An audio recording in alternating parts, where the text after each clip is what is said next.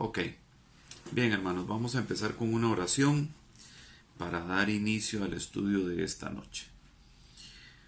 Amado Dios, damos gracias a ti, Señor, por esta oportunidad que nos das de presentarnos delante de ti, Señor, con respeto, con solicitud delante tuya, Señor, agradeciéndote tu misericordia, Señor, de cada día y pidiéndote por favor que nos guardes, Señor, y que nos dejes mirar tu rostro, Señor, hoy en todo lo que tengamos que considerar. Gracias por tu Santo Espíritu, Señor, gracias por tu amor, tu paciencia y tu misericordia de cada día.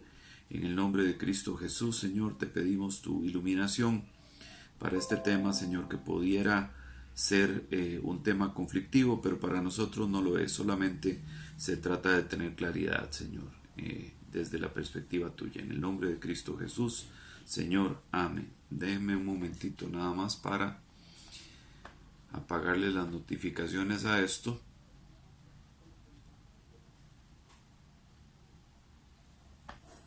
Porque si no nos va a estar haciendo bulla.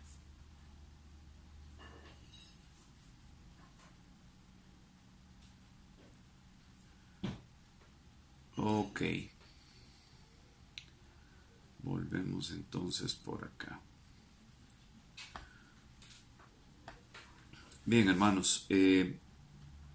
Hoy vamos a hablar sobre un tema que ya hemos tocado antes. Ok. Como les dije, no es un tema nuevo. Sin embargo, es un tema importante en esta época porque estamos en lo que la gente normalmente llama la época de Navidad, ¿ok? Y en esta época de Navidad las personas, voy a echar un poquito la cabeza para que no me dé tanto el reflejo de la lámpara esta, ¿ok? En esta época de Navidad nosotros tendemos a escuchar diferentes opiniones con respecto a la celebración de las fiestas que de manera común, digamos, la gente celebra durante esta época, ¿ok? Entonces es por esto precisamente que nosotros necesitamos tener claridad con respecto a esto.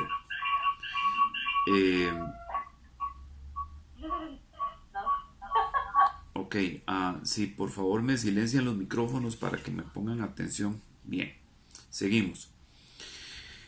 Ahora, nosotros sabemos que en el mes de diciembre se suele celebrar la Navidad, la Natividad, o sea, el nacimiento de el Señor Jesucristo.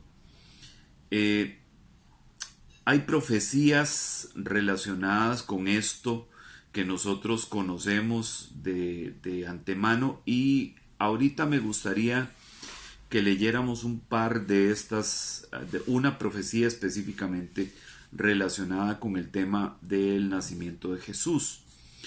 Esta profecía está en el libro del profeta Isaías, que dicho sea de paso, es uno de los profetas más respetados en toda la historia bíblica y para los judíos uno de los más importantes.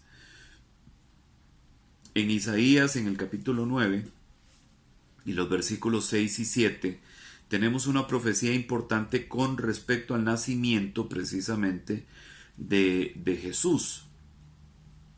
Isaías 9, 6 y 7 dice lo siguiente: porque un niño nos ha nacido, un hijo nos ha sido dado, y la soberanía reposará sobre sus hombros, y se llamará su nombre Admirable Consejero, Dios Poderoso, Padre Eterno, Príncipe de Paz. Dice el 7, el aumento de su soberanía y de la paz no tendrán fin sobre el trono de David y sobre su reino, para afianzarlo y sostenerlo con el derecho y la justicia desde entonces y para siempre. el celo del Señor de los ejércitos hará esto. ¿Ok? Esta profecía del libro de Isaías habla directamente sobre el nacimiento de Jesús, sobre el nacimiento del Hijo de Dios. Dice, un hijo nos ha sido dado, un hijo del Padre. La soberanía reposará sobre sus hombros, clarísimo, ¿verdad? Estamos hablando del Hijo de Dios. Se llamará su nombre Admirable Consejero, indudable este título para el Hijo de Dios. Dios poderoso, claro, por supuesto, siendo de la misma esencia, de la misma naturaleza, de la misma genética de Dios, obvio que es un Dios poderoso. Padre eterno, claro, por supuesto, porque es el Padre.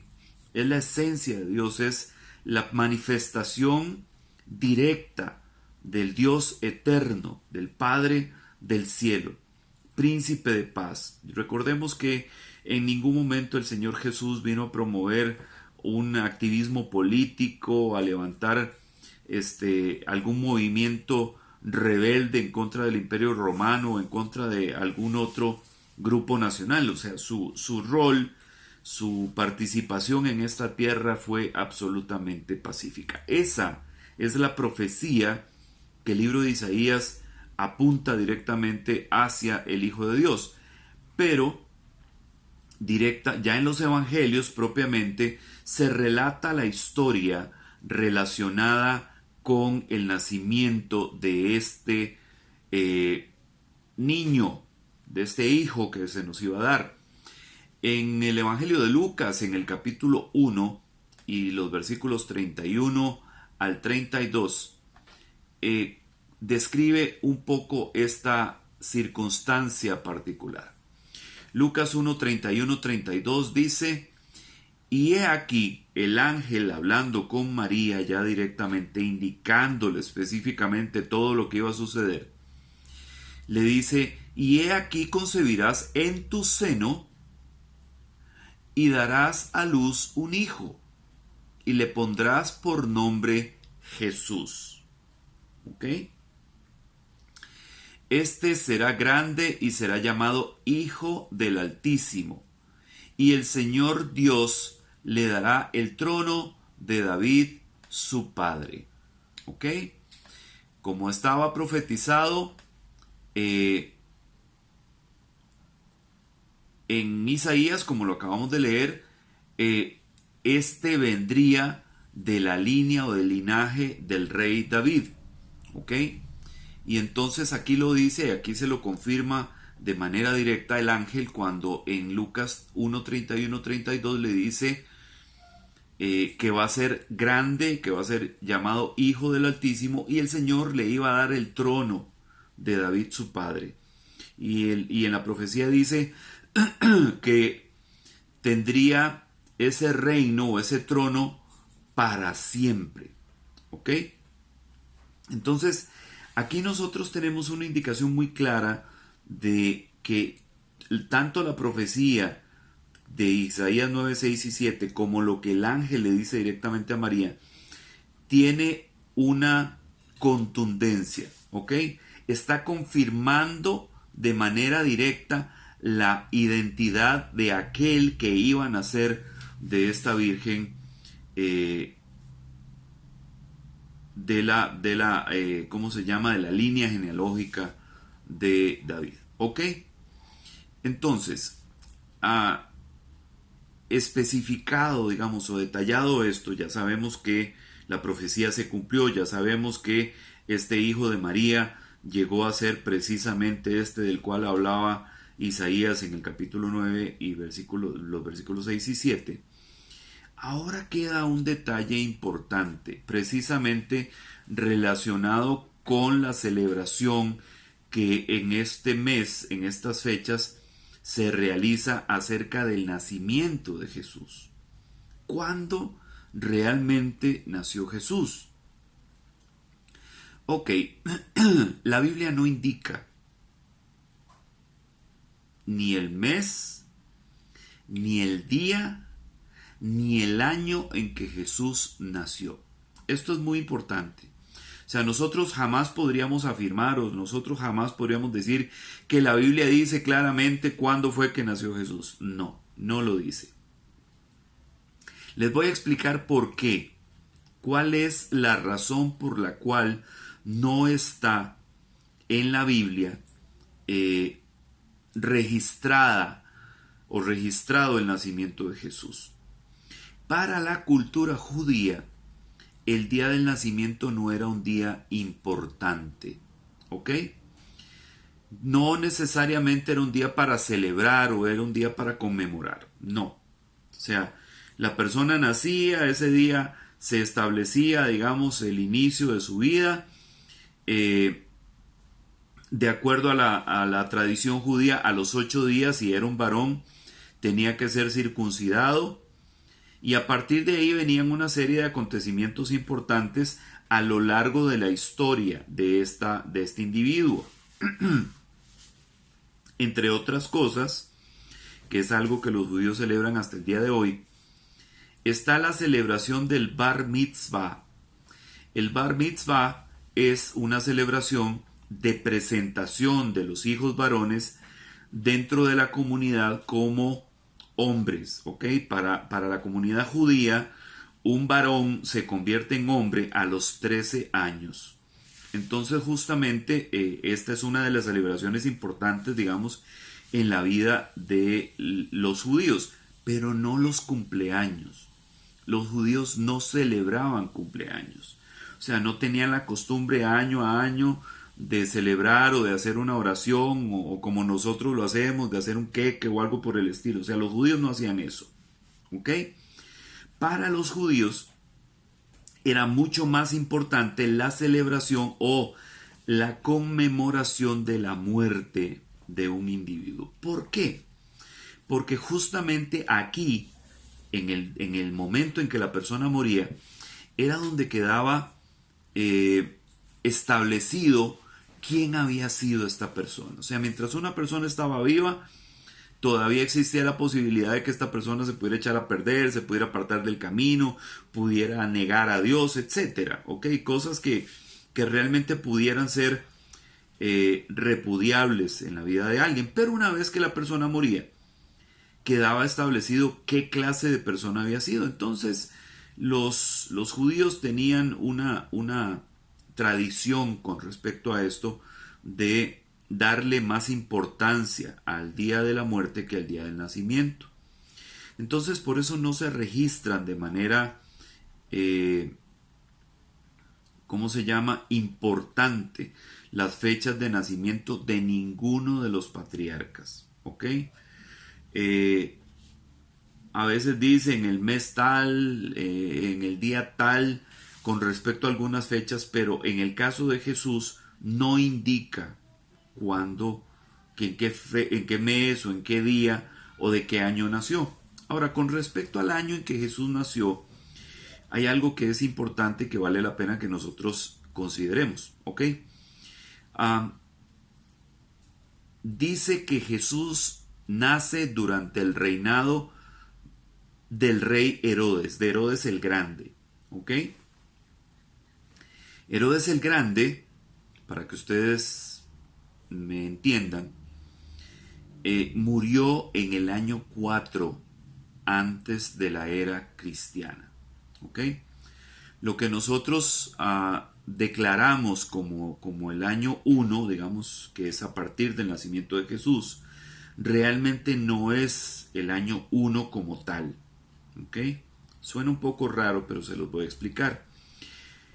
En la cronología romana, los romanos hablaban de el nacimiento del imperio, el nacimiento de Roma. Y el nacimiento de Roma era fijado a partir de una fecha en particular, ¿ok? Entonces, se supone, y los años, digamos, a partir de, o sea, de Jesús para atrás, se cuentan en regresivo, ¿ok? ¿Qué significa? Significa que si este era el año 10, el siguiente año no era el 11, era el 9, ¿ok? Y el siguiente el 8, y el siguiente el 7, o sea, venían hacia atrás hasta llegar al año 1, que es el año en que se establece el nacimiento de Jesús. Pero este nacimiento de Jesús se establece en un año equivocado, ¿ok? Se indica como si hubiera sido el año 1, digamos, cuando en realidad había sido como el año 5, como el año 6 o 7 más o menos, ¿ok? Entonces lo que esto quiere decir es que hay una diferencia, digamos, con respecto a el nacimiento, el año del nacimiento de Jesús, ¿ok? Jesús no nace el año 1, nace como unos 4 o 5 años antes, ¿ok? De manera que lo que nosotros declaramos como el año 1 vendría a ser como el año 5 antes de Cristo, más o menos, ¿ok? ¿Por qué sabemos esto? Porque Herodes el Grande todavía estaba vivo cuando Jesús estaba pequeñito, cuando Jesús era un bebé. Nosotros tenemos un dato de esto donde habla de la muerte, de la masacre de los inocentes. Recuerdan que Herodes manda a asesinar a todos los niños pequeños, todos los bebés menores de 2 años. ¿Por qué? Porque él tenía un cálculo aproximado de que Jesús tenía que estar más o menos en ese rango de edad, entre 1 y 2 años, ¿ok? Entonces él manda a matar a todos los niños menores de 2 años. Y Herodes muere en el año 4. El año 4 antes de Cristo, ¿ok? Si nosotros estamos hablando del año 4 antes de Cristo y Jesús tenía entre 1 y 2 años para entonces, podríamos estar hablando de que Jesús nace entre el año 5 y el año 6 antes de nuestra era cristiana, ¿ok?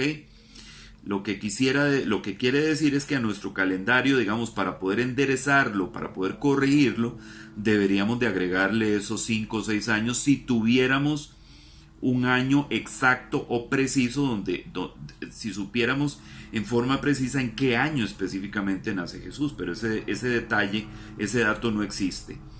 Entonces lo que hacemos es una aproximación, o sea, aproximadamente Jesús nace entre el año 5 y el año 6 antes de Cristo, ¿ok? Antes de nuestra era cristiana, ¿ok? Bien, ahora, ¿en qué fecha nace? Ya tenemos más o menos establecido por ahí de qué año puede haber nacido, pero ¿en qué fecha? En el año 5 o 6, pero ¿en qué fecha? ¿En qué mes? ¿En qué día? De esto no hay detalle. Sin embargo, sí existe una referencia con respecto a Zacarías, el papá de Juan el Bautista. Recordamos que Juan el Bautista y Jesús eran primos, porque Elizabeth, la mamá de Juan el Bautista, y María, la madre de Jesús, eran primas. ¿Recuerdan? Ok. Entonces vea lo que dice el Evangelio de Lucas otra vez, en el capítulo 1 de nuevo, los versículos del 21 al 23. Lucas 1 del 21 al 23. Dice lo siguiente. Y el pueblo estaba esperando a Zacarías y se extrañaba de su tardanza en el templo. Pero cuando salió no podía hablarles. Y se dieron cuenta de que había visto una visión en el templo y él les hablaba por señas. Y permanecía mudo. Y cuando se cumplieron los días de su servicio sacerdotal, regresó a casa. ¿Ok? Después de este pasaje, perdón, donde habla acerca de del servicio sacerdotal, vamos a buscarlo aquí. Lucas 1:23. Vea lo que dice que sucede después de que él cumple el servicio sacerdotal en el templo. Dice así, el 23 dice, y cuando se cumplieron los días de su servicio sacerdotal regresó a su casa, y después de estos días Elizabeth, su mujer, concibió y se recluyó por 5 meses, diciendo, así ha obrado el Señor conmigo en los días en que se dignó mirarme para quitar mi afrenta entre los hombres. ¿Por qué? Porque Elizabeth era estéril y no era una mujer joven. Zacarías tampoco era un hombre joven. Ya eran adultos mayores para entonces. Y recordemos que lo hemos mencionado muchísimas veces, que en el pueblo de Israel era una vergüenza que una mujer no pudiera tener hijos. ¿Ok? Entonces esto para Elizabeth se convierte en una gran cosa, en un regalo, en un privilegio de parte de Dios, que le permitieron, que fuera en edad avanzada, quedar embarazada, ¿ok? Concebir. Pero esto sucede después de que Zacarías termina su turno sacerdotal en el templo. Ahora, ¿cuándo fue esto? ¿Cuándo le tocaba a Zacarías servir en el templo? Porque tenían un rol de servicio, hermanos. Esto es muy importante. Los sacerdotes, Zacarías era sacerdote en el templo, los sacerdotes tenían un rol para poder prestar el servicio en el templo. Lo prestaban por espacio de una semana, de sábado a sábado, ¿ok? Empezando el sabbat de una semana y terminando el sabbat de la siguiente semana, ¿ok? Entonces, ellos prestaban servicio durante una semana, con excepción de 3 oportunidades al año cuando se celebraban fiestas importantes. Durante la Pascua era una de estas fiestas donde, ¿cómo se llama? Durante la Pascua era una de estas fiestas donde ellos estaban todos los sacerdotes juntos en el templo al mismo tiempo. Durante la Pascua estaban todos los sacerdotes. O sea, tenían roles de participación o de servicio durante el año, pero había 3 oportunidades al año donde ellos estaban todos, donde todos tenían que estar sirviendo, ¿ok? Entonces, de acuerdo con esto, tenemos que entender que cómo podemos nosotros establecer entonces cuándo es que estaba sirviendo Zacarías y cuándo es que más o menos queda embarazada Elizabeth, porque es la única referencia que tenemos con respecto a esto, entendiendo que Jesús era mayor, perdón, que Juan el Bautista era mayor que Jesús 6 meses. Vea lo que dice Lucas 1, 26, 27. Dice Lucas 1, 26, 27 con respecto a esta diferencia de edad que existía entre Juan y Jesús. Dice, y al 6.º mes, estamos hablando después de que sucedió lo de Elizabeth, ¿ok? Al 6.º mes de que Elizabeth quedó embarazada o concibió, el ángel Gabriel fue enviado por Dios a una ciudad de Galilea llamada Nazaret, a una virgen desposada con un hombre que se llamaba José, de los descendientes de David, y el nombre de la virgen era María. Ok, ocurre 6 meses después de que Elizabeth queda embarazada. Ok, ahora en el 36, ahí mismo en Lucas 1, dice lo siguiente. Lucas 1:36, y aquí tu pariente Elizabeth en su vejez también ha concebido un hijo, y este es el 6.º mes para ella, la que llamaban estéril. Entonces el ángel le dice a María que su parienta Elizabeth está en el 6.º mes de embarazo, en el momento en que el ángel le está diciendo a María que ella está que está concibiendo al Hijo de Dios. ¿Ok? Entonces, para que entendamos esto, Juan, que era 6 meses mayor que Jesús, pudo haber nacido entre febrero y marzo, ¿ok? 9 meses después de que Zacarías finalizara el primer turno sacerdotal. Ellos servían 2 veces al año, digamos de manera exclusiva, y 3 veces al año todos los sacerdotes, pero digamos por turno, por rol, le tocaba 2 veces al año, en 2 momentos diferentes del año, cada 6 meses. Entonces vea qué interesante. Juan, de acuerdo al rol de Zacarías, que le tocaba en el templo, pudo haber nacido entre febrero y marzo. 9 meses después de que Zacarías finalizara el primer turno sacerdotal, que esto fue entre agosto y, perdón, 9 meses después de que Zacarías terminara su primer turno sacerdotal, que esto fue aproximadamente entre mayo y junio si le tocó en el primer turno, porque es que la Biblia no especifica en cuál turno sacerdotal estaba Zacarías en el templo. Pudo haber sido en el primer turno o en el segundo turno. Si fue en el primer turno, Zacarías estaba sirviendo entre mayo y junio, y Juan nacería 9 meses después, o sea, entre, ¿cómo se llama? Entre febrero o marzo y marzo, ¿ok? Y si Zacarías estaba sirviendo en el segundo turno sacerdotal, eso significa que Juan estaría naciendo, o sea, Zacarías estaría sirviendo más o menos aproximadamente entre, vamos a ver, entre diciembre y enero, ¿ok? Y Juan el Bautista estaría naciendo 9 meses después, o sea, en septiembre, ¿ok? Bien, entonces todo depende si nació en el primero o en el segundo turno sacerdotal. Si fue para el primero o el segundo turno sacerdotal. Entonces Juan o nació en febrero y marzo, o nació, ¿cómo se llama? En agosto o septiembre. Entonces, si Juan era 6 meses mayor que Jesús, Jesús pudo haber nacido entre entre septiembre y octubre, o entre marzo y abril. ¿Ok?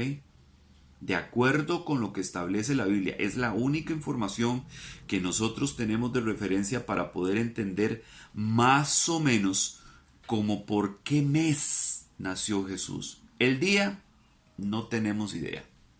Eso sí, no hay manera de saberlo, porque en ninguna parte de la escritura dice qué día nació.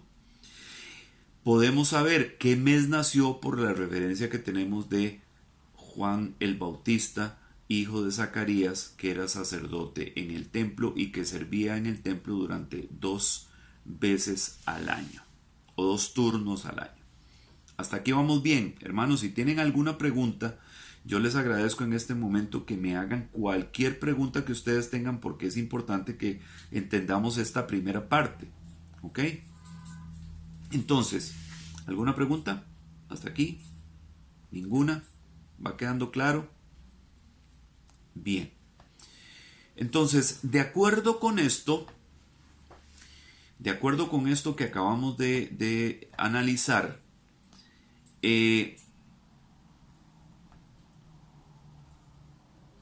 Jesús no nace en diciembre. ¿Ok?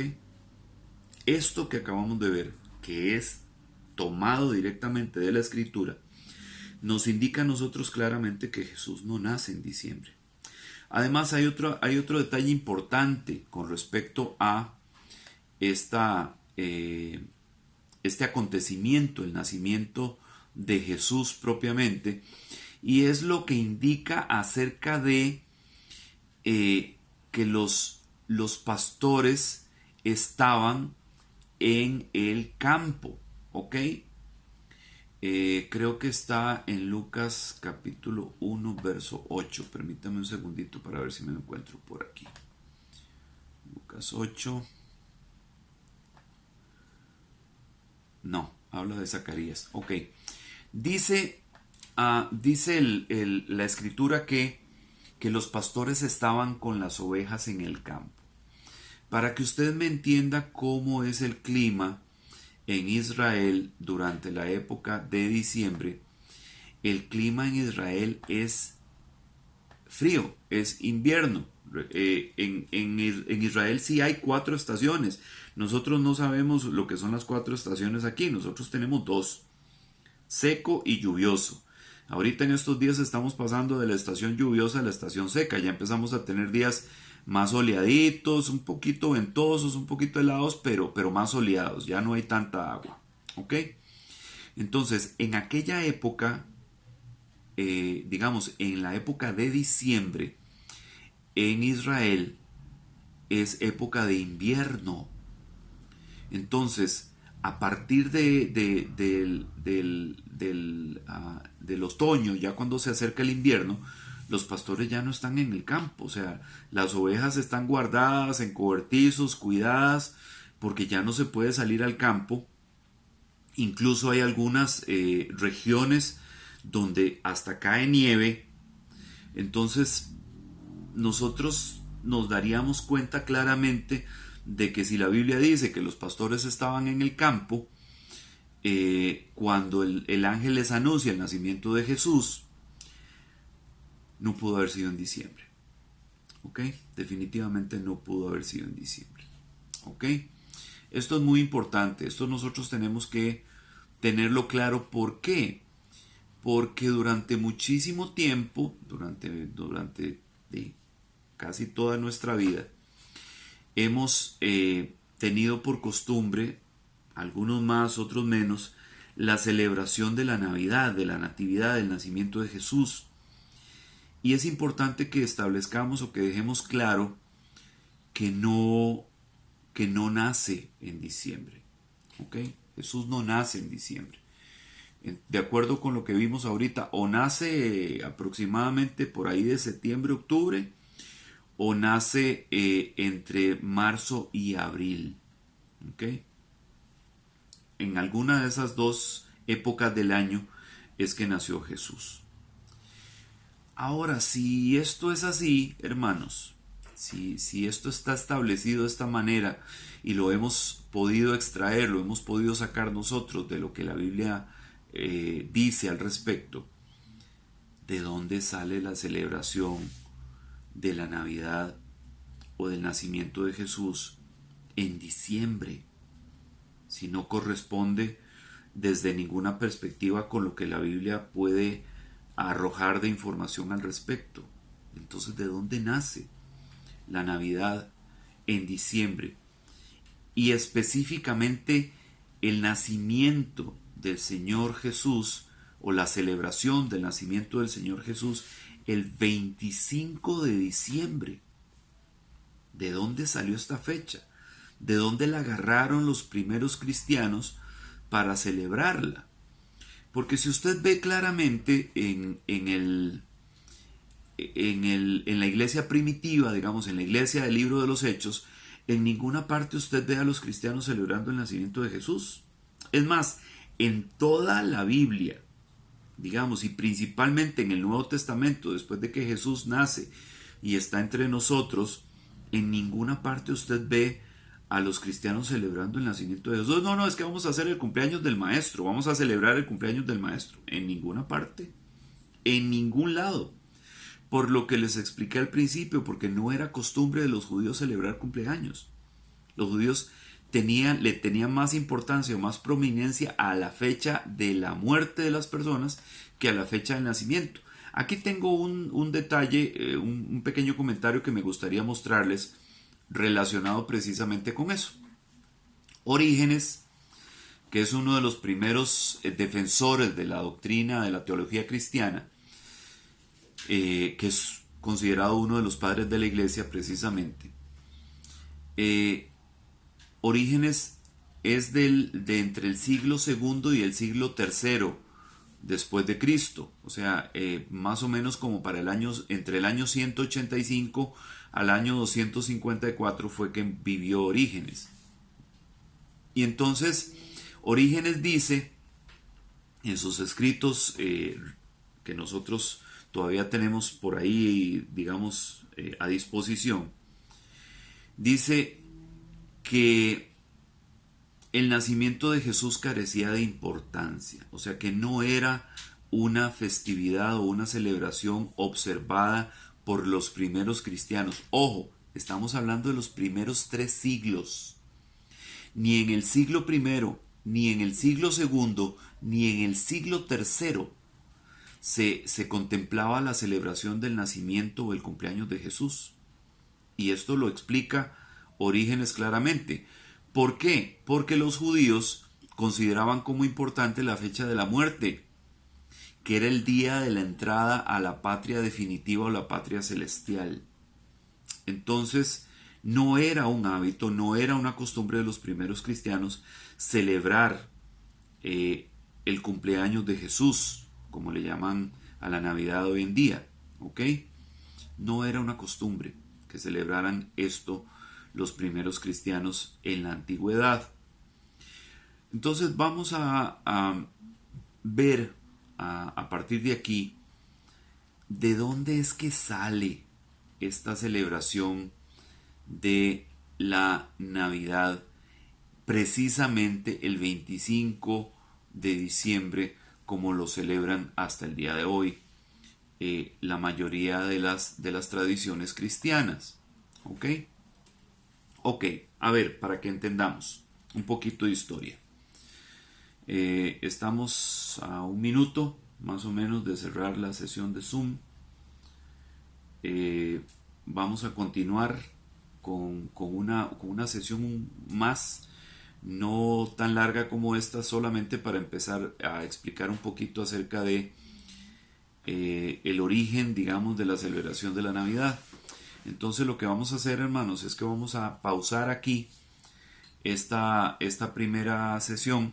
Ok, hermanos, entonces vamos a continuar aquí con el origen de la celebración de la Navidad del 25 de diciembre. ¿De dónde sale esto? ¿Ok? Vea lo que dice acá. Al este del territorio de Israel estaba la tierra de Moab. Ustedes recuerdan, han oído hablar de los moabitas. ¿Ok? Los moabitas eran adoradores de Quemos. Era un dios que ellos adoraban, el dios Quemos, que era el dios pagano de la prosperidad. Era el mismo dios de hierro fundido, panzón, que su parentela, los amonitas, adoraban bajo el nombre de Moloc. ¿Recuerdan a Moloc? Ok, hemos hablado de Moloc. Entonces, Quemos y Moloc eran básicamente el mismo dios. Los amonitas le llamaban Moloc, los moabitas le llamaban Quemos.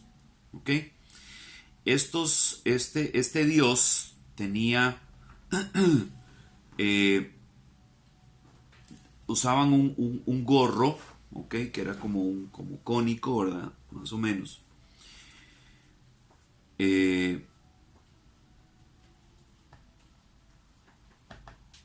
Y era como un distintivo oficial, digamos, de este dios, ¿ok? También, digamos, llegó a convertirse o a identificarse con Tamuz en Babilonia y con Mitra en Roma. Mitra era el dios Sol, para que ustedes me entiendan. ¿Ok? Ok, entonces, había un momento en particular que ellos habían identificado y que muchos pueblos europeos también habían identificado como un día especial en el año, ¿ok? Que era el día del solsticio de invierno, ¿ok? Este día es lo que se llama, lo que se conoce como el día más largo de todo el año. ¿Qué era lo que pasaba durante este solsticio de invierno? Bien, durante este solsticio, que sucedía más o menos como a la mitad del invierno, el sol parecía quedarse inmóvil cerca del horizonte.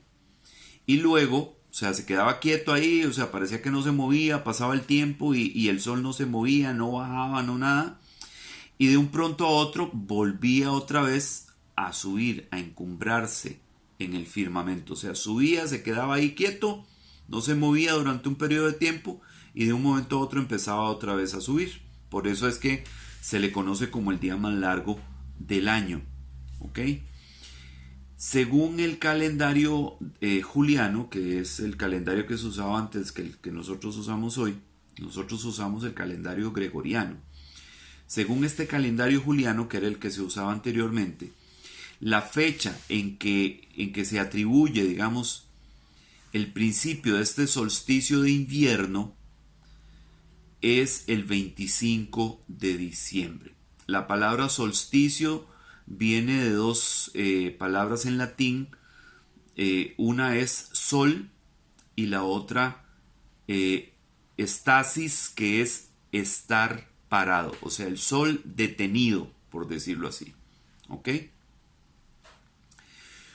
Y esto sucedía justamente el 25 de diciembre. Entonces, ¿cómo es que ocurre esto? Ok, volvemos otra vez a los moabitas y a los amonitas.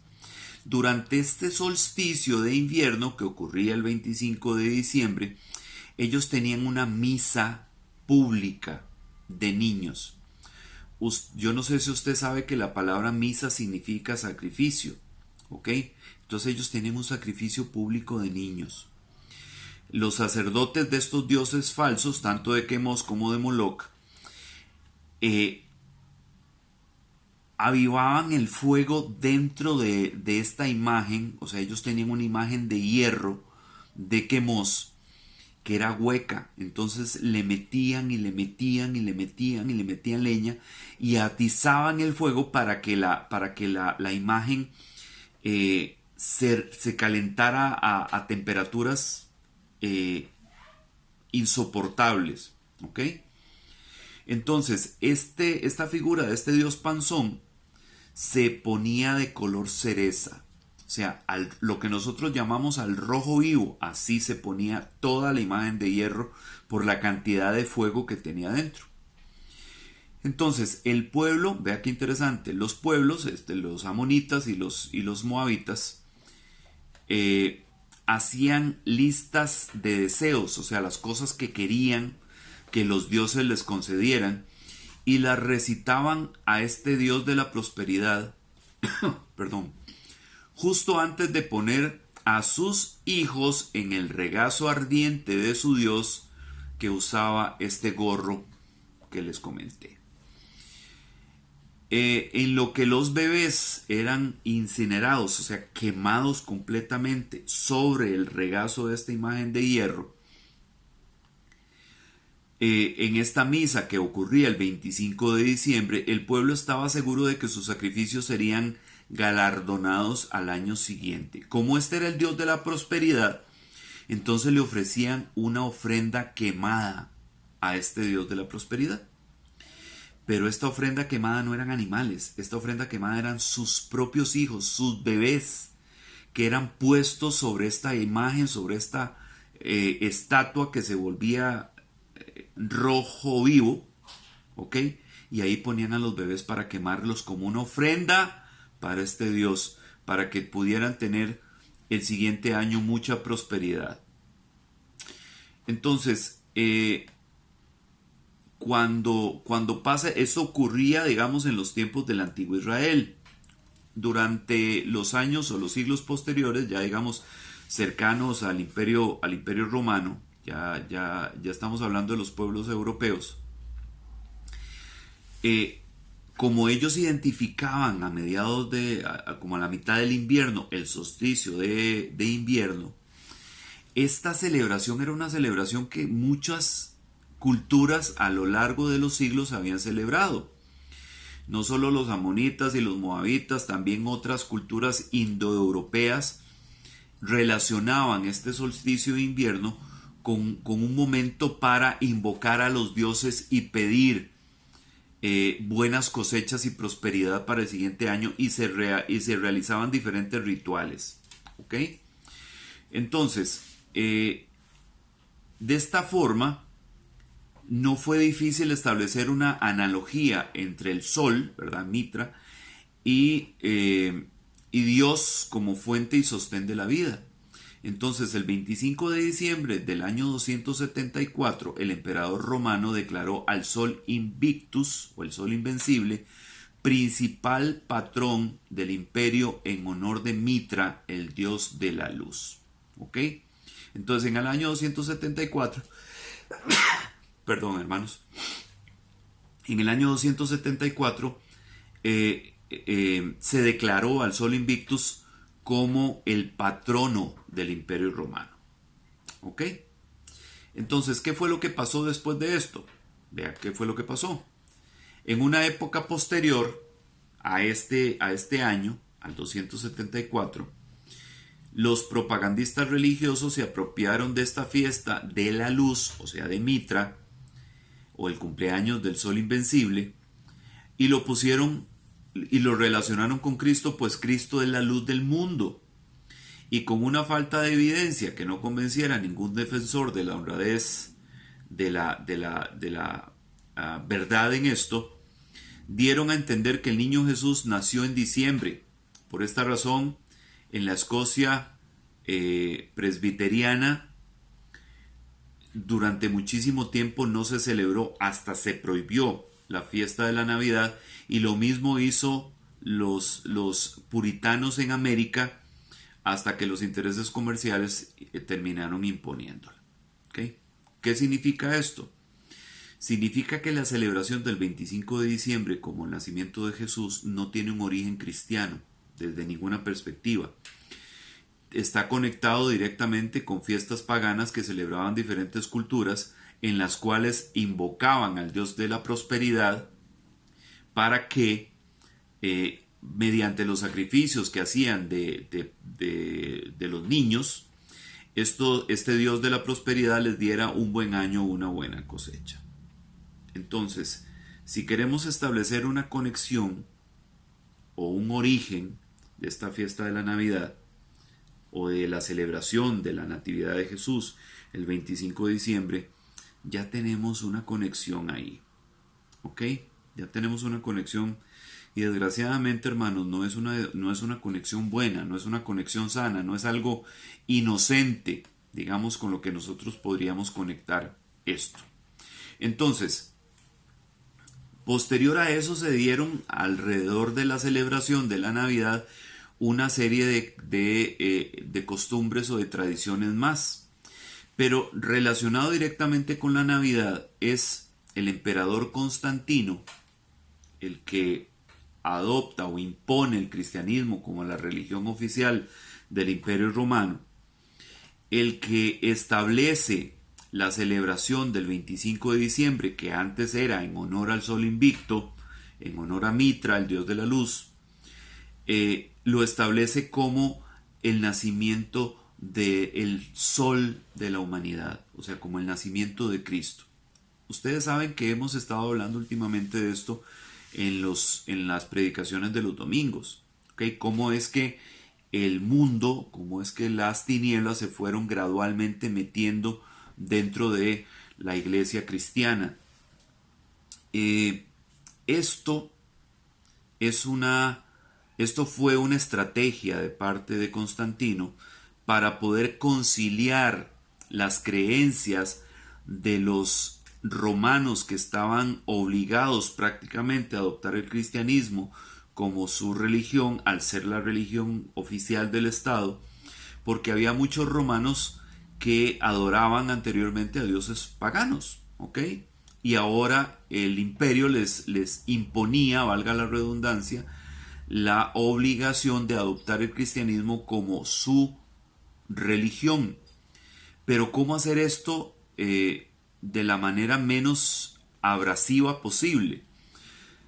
Se empezaron entonces a aceptar ciertas tradiciones, ciertos cultos, ciertas observancias que tenían los romanos paganos, y a cristianizar estas celebraciones para que hubiera una conciliación entre lo que los paganos creían y lo que los cristianos podían observar. Entonces, como he dicho en ocasiones anteriores, esto se volvió un arroz con mango, ¿ok? Ya no era el cristianismo puro de los apóstoles, porque los apóstoles hacía mucho tiempo se habían muerto. Ya no era el cristianismo puro de los discípulos de los apóstoles, porque también se habían muerto. Ya no era el cristianismo puro de los padres de la iglesia, porque también se habían muerto, sino que era un cristianismo adulterado.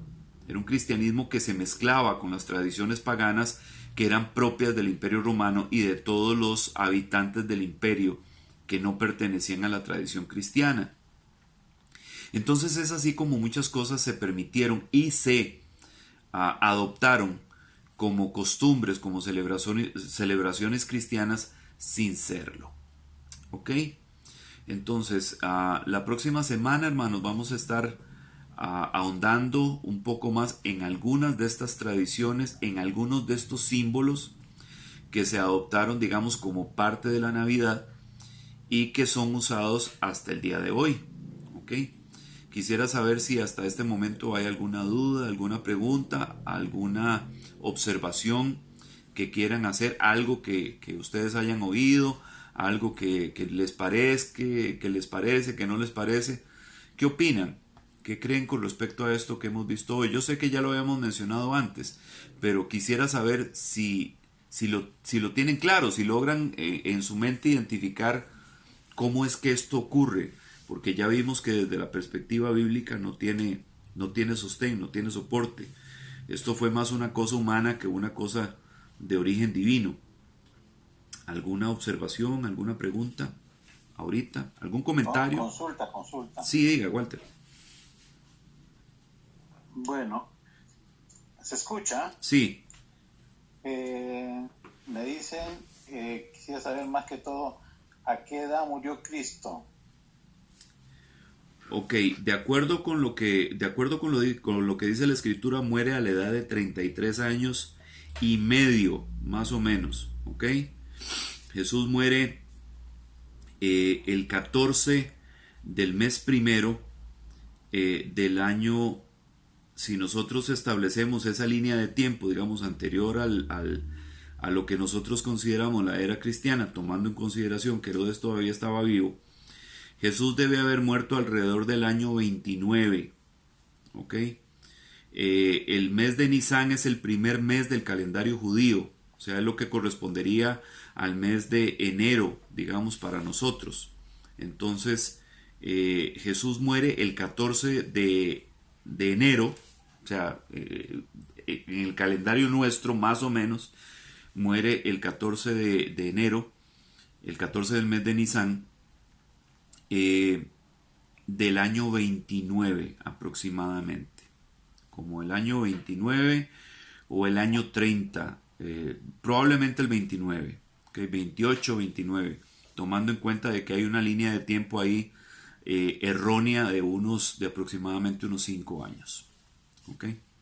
Entonces Ok. aproximadamente como para el año. Cuando se dice que los judíos toman importancia a la muerte, lo toman en función también de ella.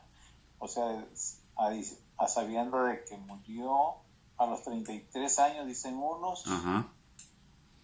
y usted me dice a los 29 No, no, no, o no, no. 30. No, él muere a los 33 años, o sea, él tenía 33 años cuando muere, ¿ok? Lo que le estoy diciendo es en qué año, digamos, muere. O sea, si nosotros tuviéramos que establecer una fecha o un año de la muerte de Jesús, no sería el año 33, como muchas personas creen. Sería más o menos como para el año 29, ¿ok? O sea, si nosotros tomamos el Ok, punto de ok, partida, el nacimiento de Jesús como el año 1, ¿verdad? Vendría siendo entonces que Jesús muere para el año 33. Pero el punto de partida no es el año 1, porque Jesús para el año 4 para el año 4 antes de la era cristiana, ya estaba vivo, o sea, ya había nacido. Entonces aproximadamente estamos hablando de que Jesús muere por ahí del año 29 de nuestra era cristiana, ok. a la edad de 33 años. ¿Queda claro? ¿Alguna otra consulta? ¿Alguna ¿Cómo otra está, observación? Edu? Bendiga. ¿Cómo está, Edu? Bien, ustedes. Bien, gracias a Dios. No, que viendo lo de la Navidad, no sé si es ignorancia o es porque, como en realidad es algo que llama tanto la atención, la lucecita, la música, La como comida, que el ambiente se ajusta a todo eso, y claro. sí es cierto, uno se siente o sea, como algo diferente, es una época muy diferente y uno la siente, el ambiente en el mundo se siente de esa época. Ujú. Y sí sí ha sido difícil para algunos que hemos venido con esa tradición de adornos y cosas en la casa, ¿verdad? Pero ya conociendo la historia, ¿verdad?, de la realidad de las cosas, pues tenemos que tener conciencia de que no deberíamos, ¿verdad?, de seguir la tradición, que hay tradiciones que no se deben de seguir, porque no nos convienen, ¿verdad?, como cristianos. Correcto. Pero es algo que en las iglesias casi no se habla, porque la mayoría de las iglesias o sea, celebran la Navidad igual casi parecido como la celebra el mundo, ¿verdad? Entonces, quiere decir que este es un tema que las iglesias no han querido tocar, o no sé, no han querido explicarle a todos, ¿verdad?, los que asisten a la iglesia, esta situación, ¿verdad?, de dónde viene, y hacer conciencia de que no deberíamos nosotros como cristianos celebrar, ser partícipes de estas celebraciones. Ok, sí, así es. Así es, sin embargo, aquí hay algo importante, o sea, no es el objetivo, y quiero dejarlo muy claro, ¿verdad? O sea, tocamos este tema porque es necesario que lo conozcamos, pero no estamos tocando el tema para levantar el dedo y señalar a nadie, ¿ok? Digamos, hoy no vamos a ver el por qué, pero probablemente la próxima semana o la que siga sí vamos a ver el por qué. O sea, el por qué nosotros debemos tener una mente un poquito más abierta en esto. ¿Ok? ¿Qué significa? ¿Significa que entonces nos vamos a hacer los locos? No. Significa que entonces vamos a tener una mente circuncidada con respecto a esto, pero no desde la perspectiva del legalismo, sino desde la perspectiva del amor cristiano, ¿ok? Porque no podemos nosotros hacer lo que Jesús le dijo a los que querían apedrear a la mujer adúltera. Bueno, el que esté libre de pecado, que tire la primera piedra. Entonces nosotros deberíamos... Ahora, ¿tenían razón los que querían apedrear a la adúltera? Sí, sí tenían razón. ¿Por qué? Porque la ley decía que había que apedrearla. O sea, la ley decía que esta mujer que había sido descubierta en adulterio tenía que ser apedreada. Entonces, ¿estaban actuando a derecho los que querían apedrear a esta mujer? Sí, estaban actuando a derecho. O sea, lo que estaban haciendo no era incorrecto desde el punto de vista de la ley, pero era correcto desde el punto de vista del amor. ¿Era correcto desde el punto de vista del perdón? No, no lo era. Entonces aquí es donde nosotros tenemos que tener una mente abierta. O sea, estoy tocando el tema porque el tema corresponde a la época y porque es importante que lo refresquemos. Pero también es importante que nosotros entendamos cuál es la dinámica de esto. Y es probablemente lo que vamos a ver la próxima semana o la que sigue. Lindsay tiene una pregunta, un comentario al respecto también. Bueno,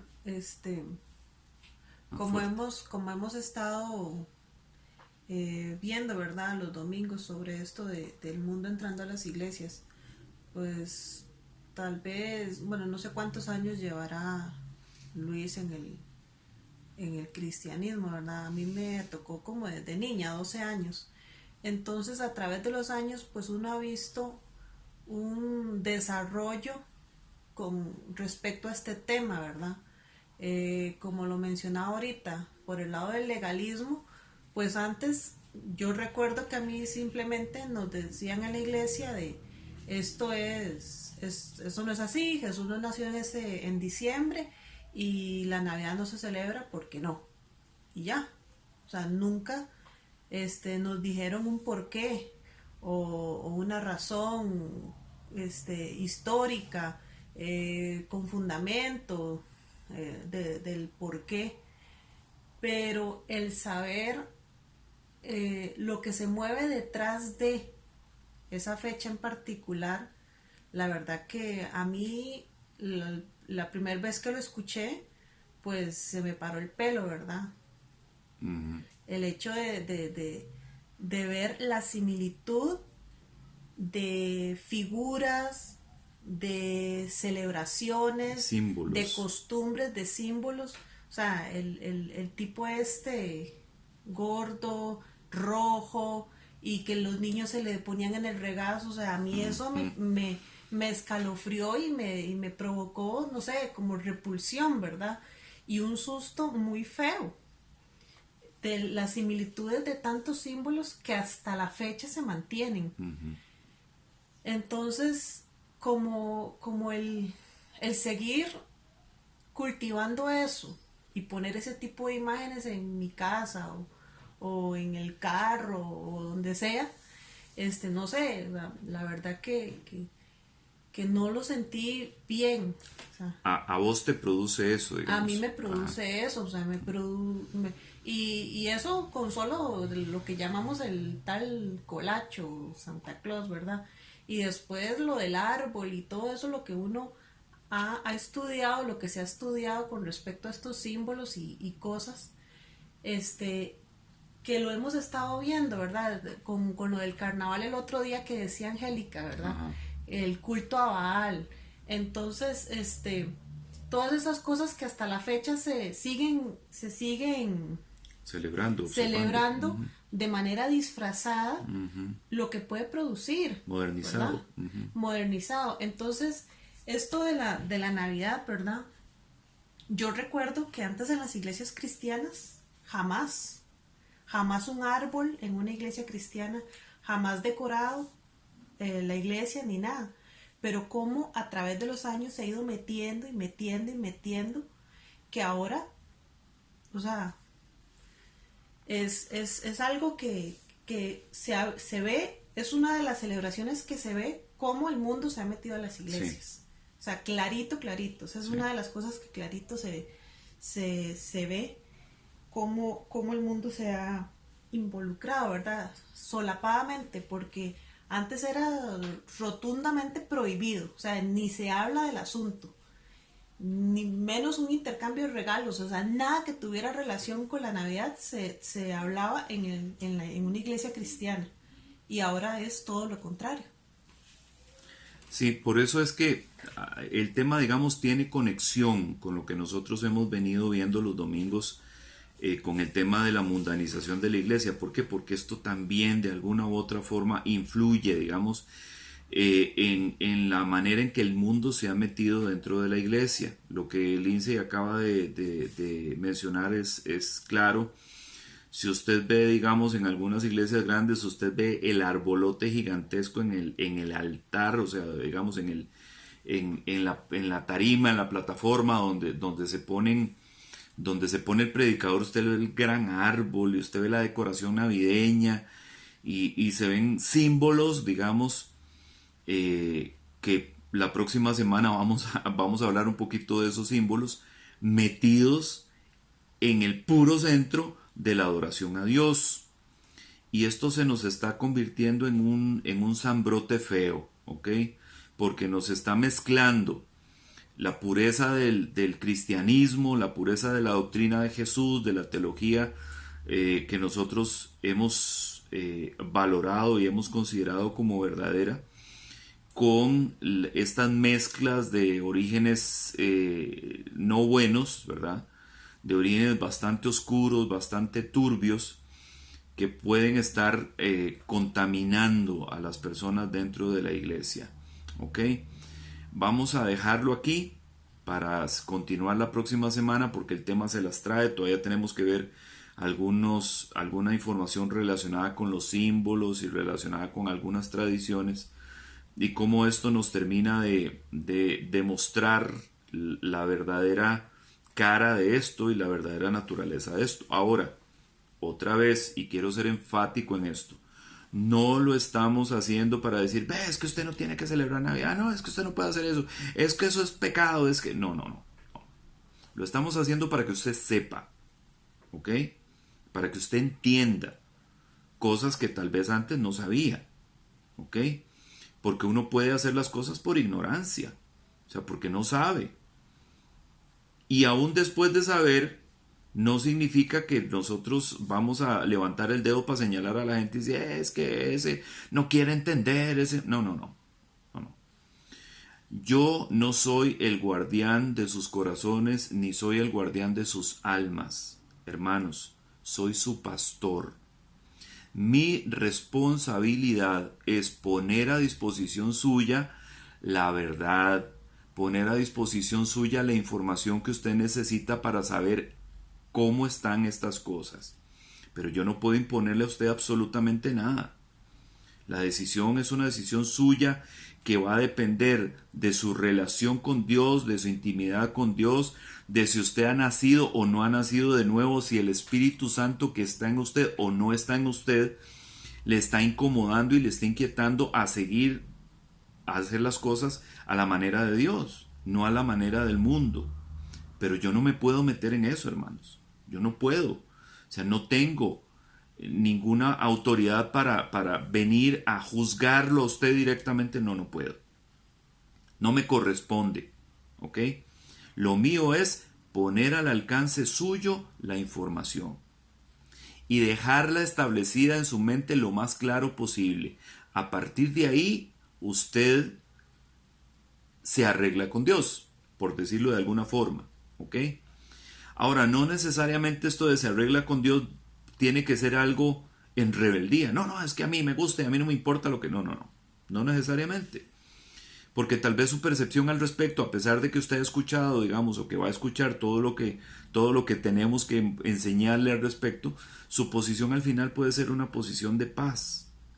Su posición al final puede ser una posición de una asimilación diferente.